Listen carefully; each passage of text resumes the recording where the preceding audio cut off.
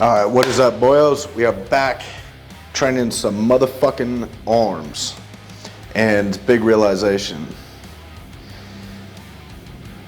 I looked in the mirror and I said, what if we don't make it in this bodybuilding shit? Oh no, you chilling, bro. But I looked in the mirror and I said, what if I don't make it in this bodybuilding shit? I've given my entire life to this. I didn't go to college for this. I missed out on all opportunities for any job career because of this. And this is all we got. So, knowing you kind of have a death wish to make it in one thing in life really gives you a lot of drive to fight. Also, logically speaking, if you are going to face me, or if you are going to face a guy who literally, this is his only fucking path, how are you supposed to beat that guy? How are you supposed to beat that guy when he'd rather fucking die than not make it? You can't beat that guy, because you can't get stronger up here than this is the only fucking thing that will make my life complete. This is my only dream. It's the only thing we got going. I'll be damned if we fucking fail. So we're going all in. Let's get the shit. All right, just using this, warm up the elbows, and then we're gonna go to barbell skull crushers. But if I start with barbell skull crushers, my fucking elbows hurt like a bitch, so warm up with this, do 2 sets here. I'm not gonna count it as an exercise. And then head over to barbell skull crushers.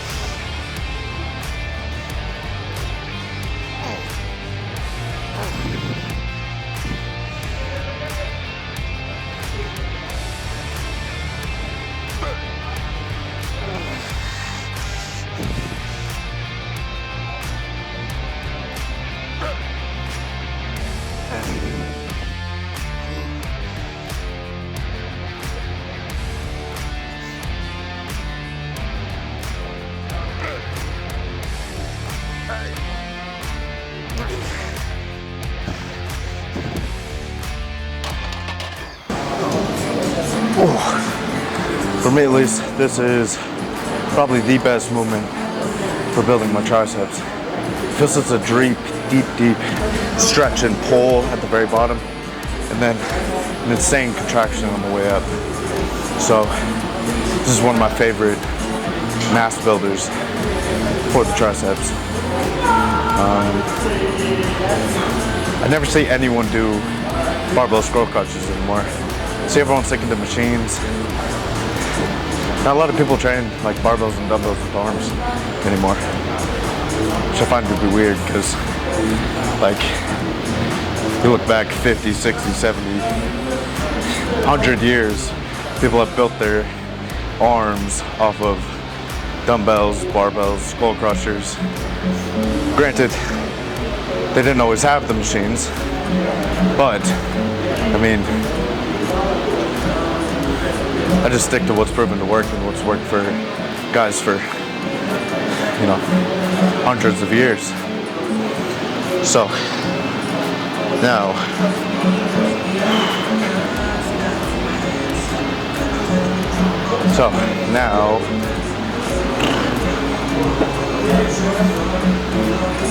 we're gonna hit back offset, top set, back offset. We just hit our heavy top set, go to a back offset, pump out as many reps as possible, still keeping form tight, still trying to feel a maximum stretch in the triceps. And what I do is I try to literally touch it to my chin and then all the way explode through.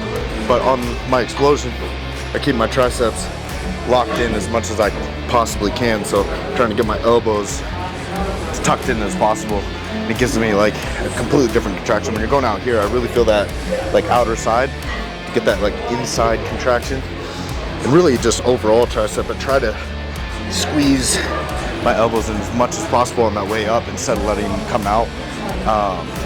My triceps, they never grew when I would do every movement.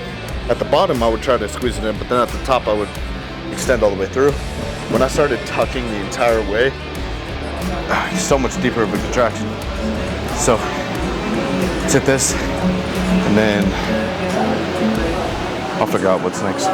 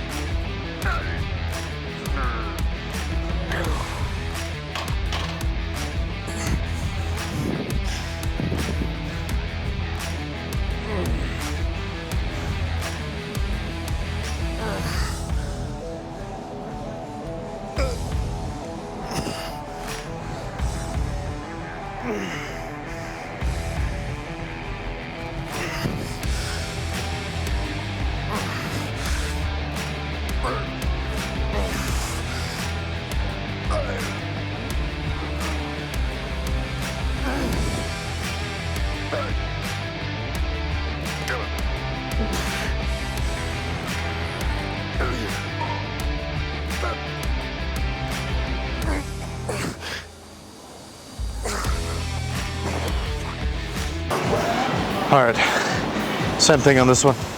Top set, back offset. So this will be our back offset, and then we're gonna go over to, I'm gonna do a superset on the cable machine. Something overhead, and then something pull down. And I consider anything pull down that you're keeping it in front of you like a rope, and then when you go to like straight bar or like V-bar, I count it as a push down. I don't know if that's correct, but don't matter.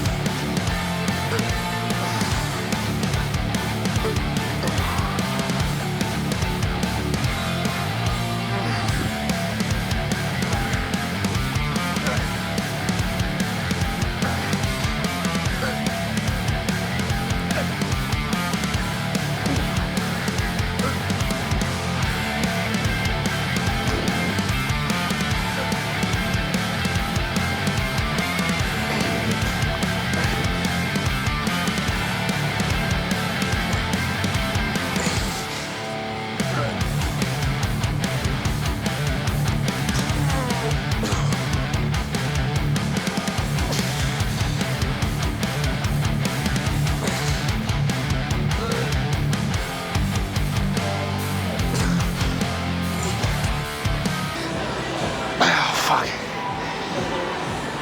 Oh. That's how you take a fucking set. When you feel like you're done, I try to put it in my head that I have 10 more.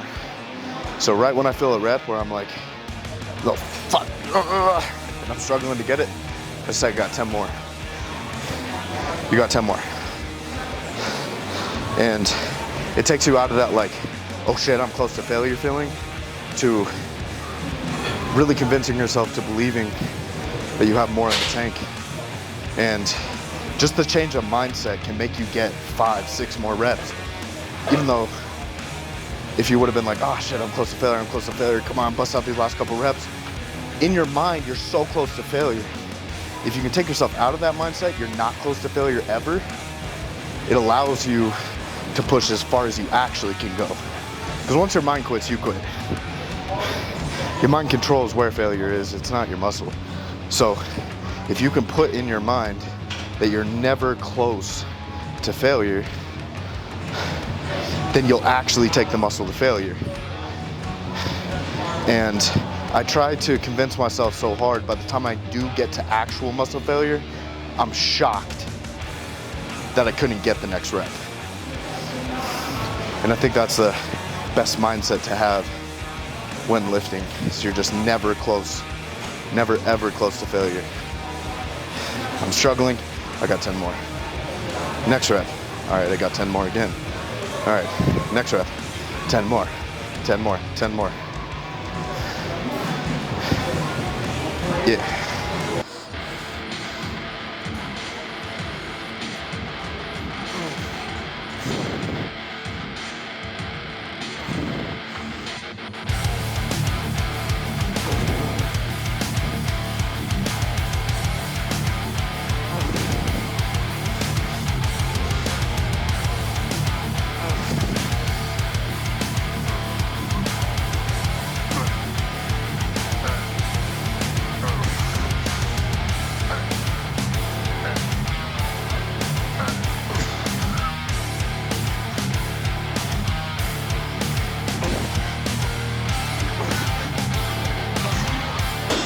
All right, all the cables were taken, so we're gonna do some dumbbell skull crushers, and then we're gonna move on to biceps.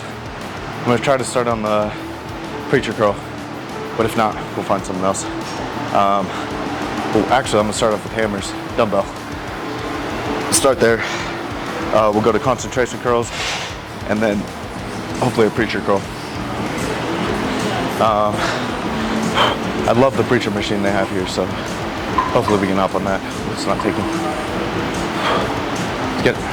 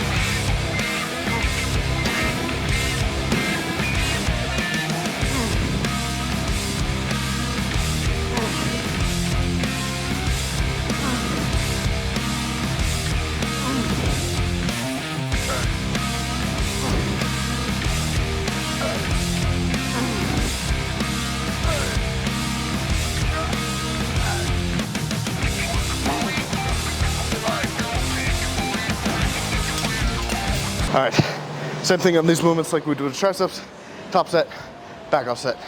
And I do hit arms twice a week, so I was doing like 4 sets per exercise. I found what made me grow better is just do 2 arm days.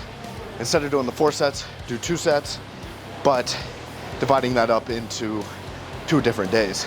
Also, it allows me to go heavier whilst keeping form because I only got 2 sets. So it's like I can go a little bit heavier and then I'm able to do a back off set where I can flush as much blood in the muscle as possible. So it's almost like you're building mass with the strength set, and then you're flushing as much blood and nutrients and oxygen into the muscle as possible with the second set. So I really like the top and back off set. But yeah, we kind of just divided my arm day up into 2 different days. Cut the sets in half, and it's been making my arms grow a lot because arms are my biggest weak point. And honestly, they probably wouldn't be that big of a weak point if it wasn't for my goddamn shoulders. But them bitches grow no matter what I do. I stopped working them for the past 2 months and they just keep growing. Like, fuck. And all of us have like that 1 or 2 body parts where it's gonna grow no matter what you do for them. So for me, like my fucking legs, dude, I didn't train them for a very long time. I almost didn't train them for like 3 or 4 months and they didn't lose any size. Reason why I stopped training them was because my upper body was lagging so much comparative to my lower body that like I needed to take a break off my lower body. Otherwise, it was just gonna explode. And then not training legs. Legs is my favorite body part. And I know a lot of people say that, but I grew up playing baseball, so they never let us work upper body. They never let us work arms or shoulders or back. They just let us work legs. So growing up, I fell in love with the gym through leg training because that was the only thing I was allowed to do. And then also, they've always been my best body part, and I've always had really good legs. So I think your best body part, you're always gonna enjoy to train just a little bit more than the rest of the body parts. So I added them back in, but we're only doing 1 set per exercise on leg day, which is phenomenal. The only thing I do multiple sets on is like the abductor machine. Only reason being is because I don't have a gym pin. I have one ordered right now, and I'm not able to go heavy enough on that machine to get the stimulus I want just for 1 set. But let's stop ranting because I'm gonna lose my pump, and let's hit another set. This is the back off set.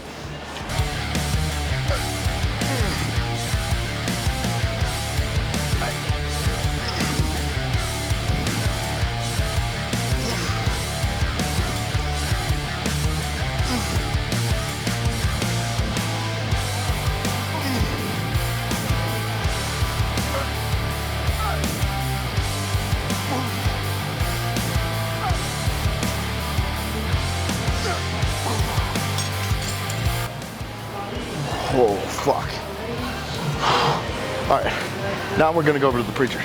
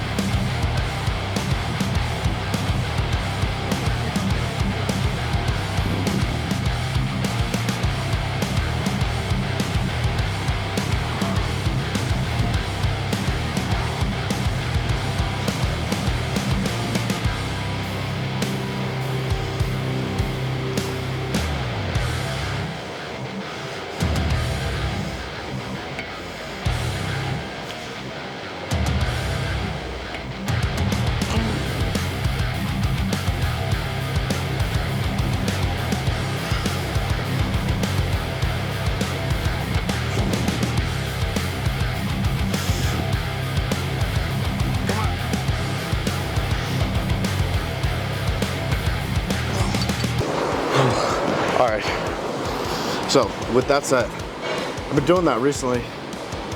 Very up the weight, pretty heavy, and then do a warm-up set before, because you don't want to tear your bicep on this. But going heavy and then just using it for super heavy negatives. And I don't go down to a full stretch where I'm like, you'll tear a bicep going this heavy doing that. But I found it to really be working. And then my second set for my back off, I'm gonna do half that weight and just rep it out. But I've found massive benefit because I've never done it before. So I could be getting growth just because it's a new stimulus.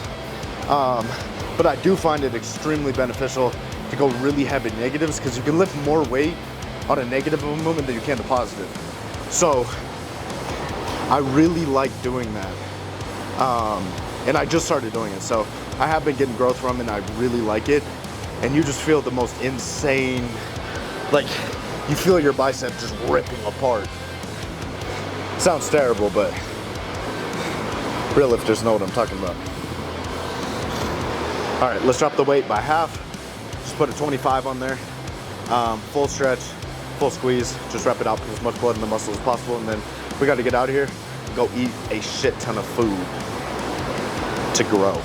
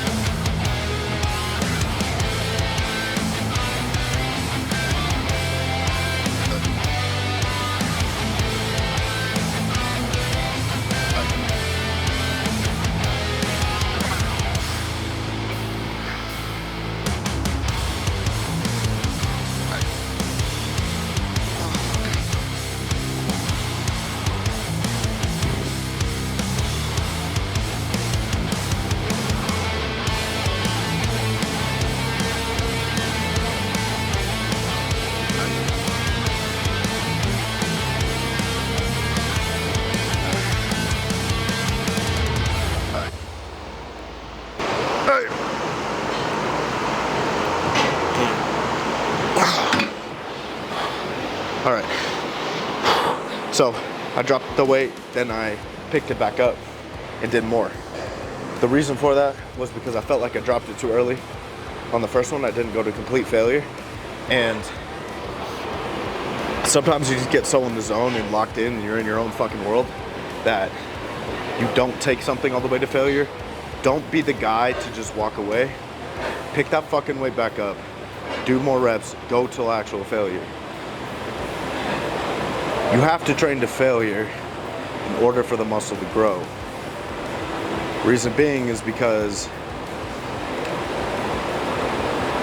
muscle growth is just an adaptation to your body saying basically, hey, we're fighting a fucking lion and I don't have the strength and the size to fight the damn lion because he is taking me literally till my muscle fails. So that's why the body grows, because it literally thinks it's going to die. It's a defense mechanism. And so if you don't take a muscle to failure, then the body says, oh, well, we can fight that lion, no problem. Right? You pick up a dumbbell you could do for 20, you do it for 3 reps, the body's not going to grow because it can do 20 reps and you're only doing 3. So actually, that's most likely going to make the muscle smaller because the body realizes it doesn't need as much muscle mass in order to do that weight. And so if you're not training to failure, you're telling the body that we don't need as much muscle mass. But if you train to failure, you're telling the body, oh fuck, I'm not gonna be able to survive much longer if I can't defend myself against whatever stress this is, and so I'm gonna get bigger. And so it's an adaptation for the body to defend itself. And if you're not taking it to failure, it's not gonna grow. Just not gonna grow. And I know there's stuff out there like 1 RPE or the reps in reserve bullshit. I think from a scientific standpoint, yes, that works. But I've tried to do that type of training and it's really hard to gauge, okay, what is 1 rep in reserve? Like, it's really hard to gauge that because there's certain sets where I'll think I'm at failure and I'll be like, no, I ain't fucking quitting. And I end up getting 4 more. And so at that point, if I was to do that type of training, I would have quit not knowing there was 4 reps in the tank when really I thought there was only 1 rep in the tank. And so you can't judge that. There's no way, because you can push past a lot of times what your mind thinks it can do. Your body is so much stronger than your mind. And if you can get your mind in tune with your body or get your mind to be able to push past boundaries, it's how do you tell what's 1 rep in reserve or 2 reps in reserve? You have no idea. Because at that point you have to listen to your mind, not your body. And your mind's gonna tell you to quit way before your body's gonna quit on it. So my recommendation would be the most fail-safe way to train to build muscle is just everything to failure. Everything.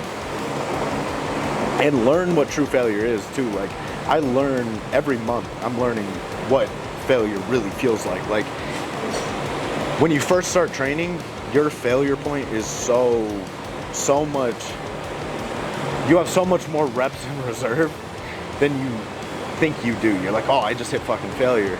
2 years later, that point you are never quitting at. So as you progress and as you train, you learn how to take stuff farther and farther and farther and what true failure really feels like.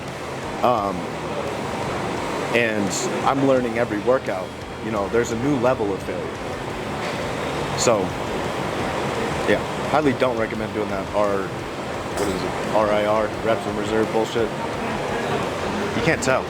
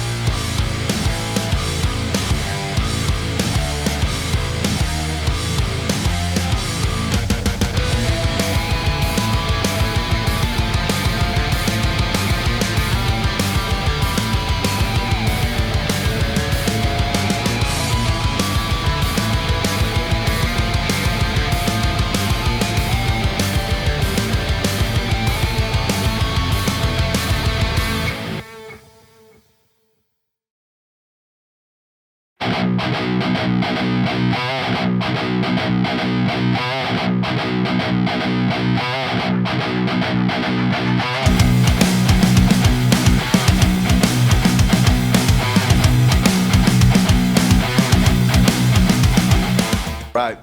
Oh, whoa, that is blurry. Let's see if we can focus that son of a gun. Still blurry. Still blurry. Blurry as shit.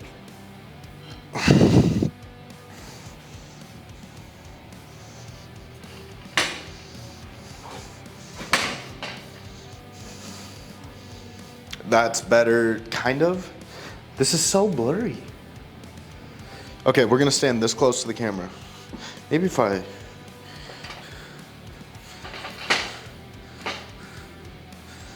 I'm putting all that in the video. Putting all that. All right, now it seems better. I think so. Hey, look guys, I'm a bodybuilder, not a cameraman. All right. I feel like it's blurry. It might not be, I don't know. Whatever. Arm day, fucking complete, killed it. And just to kind of brush over something I said in the middle of the video was how I divided up my arm training. So my arms are my weakest point. So I'm trying to put most of my emphasis on arms. And so what I ended up doing was I was doing one arm day, but I was doing 4 sets of every exercise. What I realized is for me at least, when I get past like that second, third set, like going into the fourth, it's just so much volume that I can't really, I'm so pumped by the end of that exercise that now I can't fully contract the muscle as much as I'd like to. I realized within the first 2 sets, I get the deepest muscle contraction. So what I did was, instead of doing one full arm day of 4 sets, I divided it into 2. So I do 2 sets per exercise on one arm day and then 2 sets per exercise on the next arm day. So I'm doing the same amount of workload, but dividing it up into 2 days, and it is making my arms, like, the most growth I've seen out of my arms has been in this program. And as far as food-wise, I'm pushing more food than I ever have and staying leaner than I ever have. At least at this weight, I'm about 233.8 this morning. So the leanest I've been at 233, or above 230. At the beginning of this off season, at 220, I was fat. And so now being a year later, 230 in the best condition I've ever been up here, means we're putting on some pretty good tissue. And then I've also had a lot of mini cuts throughout this bulk, especially when I see my blood sugar start to creep up. So once I'm normally resting around 70 to 80 fasted blood glucose. When I see it get above 90, that's when I call it and I say, okay, we're going into a mini cut, resensitize the body, and then push back up again. And I think it's vitally important to do that and always be checking your blood sugar, because insulin is what's gonna shuttle the carbs to your muscle. And so the moment that even gets hindered a little bit, every little bit that blood glucose goes up, now the carbs aren't being shuttled, then the amino acids and your fats, they're not being shuttled as good as they were at the beginning when you had lower blood sugar. So the higher it creeps up, the less insulin is being pumped, and that means that you're not gonna have as good nutrient partition. So I go into a mini cut about every 3 months or so. That's when it generally starts to creep up. And also too, it keeps you from being fat, which is so important, because when you get fat, your cardiovascular goes out the window. And what I realized was, when I used to take my off seasons and get really heavy and chunky, was I was failing in my movements cardiovascularly before I was failing muscular wise. So it's extremely important not to get fat in your off season, just for the simple reason being, now you're able to fail muscularly, and also too, I mean, just keeping health numbers. Like, Your cholesterol goes through the fucking roof when you're fat. Your blood pressure goes through the roof when you're fat. Your fucking kidney numbers go through the roof when you're fat. Everything, I feel like most bodybuilders' health issues don't come from the drugs. I mean, that's a huge part of it, don't get me wrong, but like being fat in general is the biggest health decline for bodybuilders, because not only are we pushing the drugs, and that's very unhealthy, we're also pushing unhealthy amounts of food. And so now you have a bunch of different factors that we're doing the most unhealthy shit in the world, and then it's all just compacting on each other. And then you get massive health issues. And so I think if you want to keep as healthy as possible whilst being a bodybuilder, which is kind of counterintuitive, I think the best bet and the best route is to make sure you're doing your cardio, and then also just not getting fat. I think that can save so many health issues. And if you are getting your blood work, you're taking your health supplements based on your blood work. So if you get, your cholesterol's fucked, you get your blood work back, your LDL and HDL are fucking ruined. Taking your health supplements to mitigate any side effects that are coming from the drugs you're taking, not getting fat, and then keeping cardio in for your heart, I think that is extremely beneficial for keeping your health in line. Because, I mean, we see so many fucking guys turn pro, and then they're like, this guy's gonna be Mr. Olympia, this guy's gonna be Mr. Olympia, and you never hear from him again. It's like the guy turned pro and then all of a sudden never steps on a pro stage. What the fuck happened? Most of the time, it's either due to the guy got in a relationship and had a kid, or most of the time it's his health was so fucked by the time he turned pro that he was gonna die if he kept going. And so you can run a lot of gear as long as you're taking care of your health along the way. If you're mitigating as many side effects as possible, yes, you're still gonna have side effects, but they're gonna be a lot less. And also too, this is a slow burn.